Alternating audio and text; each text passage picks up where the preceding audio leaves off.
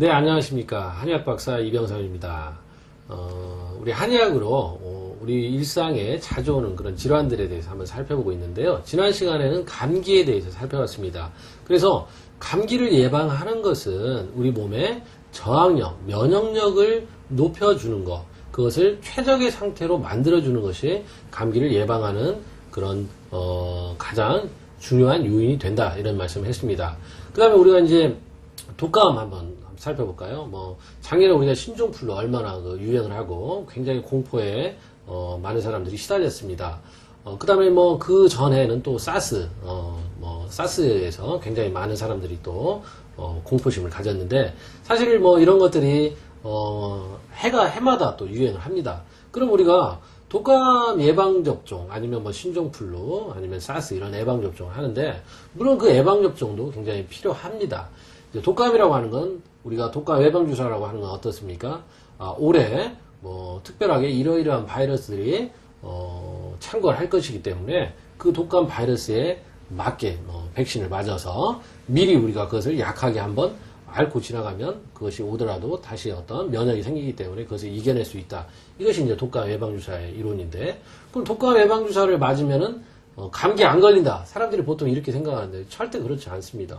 신종플루 예방접종을 맞았다고 해서 우리가 일반 감기나 독감에 안 걸리는 건 아니죠. 신종플루 자체에 대한 예방력은 충분히 있겠지만, 물론 이제 그것에 대해서는 또 논란이 있습니다.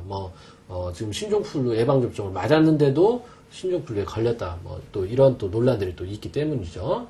근데 이제 가장 중요한 것은 무엇이냐? 우리가 독감, 신종플루, 사스 이런 걸 통해서 얻을 수 있는 교훈은 무엇이냐?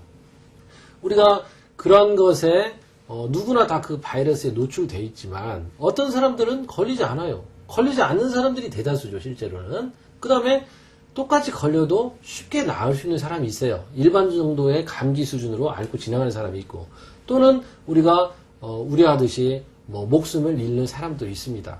그러면 과연 그것에 대한 차이는 무엇이냐? 그것이 단지 백신을 접종했냐 안 했냐? 이런 차이겠냐 하는 것입니다. 그것은 백신을 접종했냐의 유무가 아니라 우리 몸에서 그런 어떤 바이러스에 적응할 수 있는, 그것을 대항해서 싸울 수 있는 능력에 달려 있다라고 하는 것입니다. 그것이 가장 기본이라는 거죠. 우리가 한 집안에 우리가 부부가 있고 자녀가 있어도 똑같은 집안에서도 신종플루가 다 걸리냐? 그렇지 않더라고요.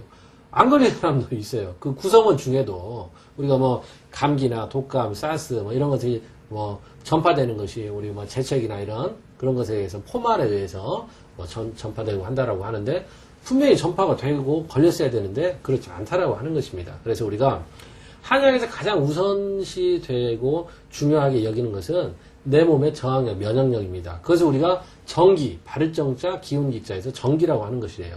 그래서 정기가 내 몸에 충실하면은 그런 내 병을 유발하는 바이러스, 박테리아 이런 것들이 간섭할 수 없다. 그 다음에 내가 이미 그런 병들에 걸렸다고 하는 것은 내 몸의 저항력, 정기가 약한 것이다. 이것을 알려주는 것입니다. 그 다음에 우리가 이제 감기에 대해서, 그 다음에 신종플루, 사스, 독감 이런 것도 한약으로 충분히 치료가 됩니다.